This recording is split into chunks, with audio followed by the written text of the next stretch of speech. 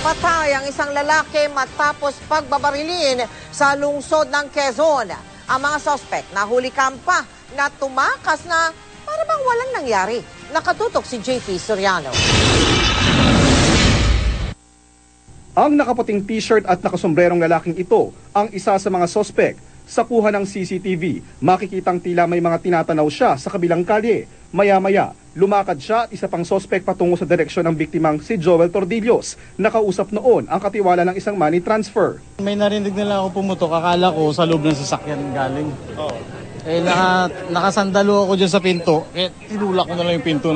Bago raw na maril, bumili pa sa isang sari-sari store ang sospek. Nung una, nagdetext pa.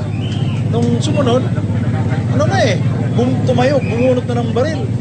Di nakita sa CCTV ang aktual na pamamaril pero ayon sa pulis, sunod-sunod na pinaputukan ng gunman si Tordillos. Napatakpo ang ilan nakasaksi.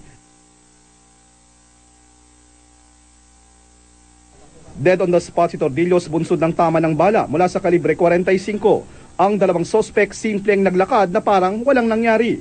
Bit-bit nila ang attache case ng biktima. Pagtawid ng mga sospek sa kabilang kanto, dumating ang dalawang motorsiklo. Iyon daw pala ang getaway vehicle. Sa kabuuan, 4 ang sospek na pinaghahanap. Di pa malinaw ang motibo sa krimen. Minsan kasi, pag yan, pinapatay, kunwari kumukuha ng gamit para sabihing robbery. Pero titingnan pa rin natin yung ibang anggulo. Ayon sa ilang residente ng barangay, kilala sa kanila si Tordillos na naglalakad ng papeles sa business permit ng ilang establishmento sa Quezon City Hall. Nagpakilala rin daw si Tordillos bilang empleyado ng City Hall, bagay na kinukumpirma pa ng pulisya.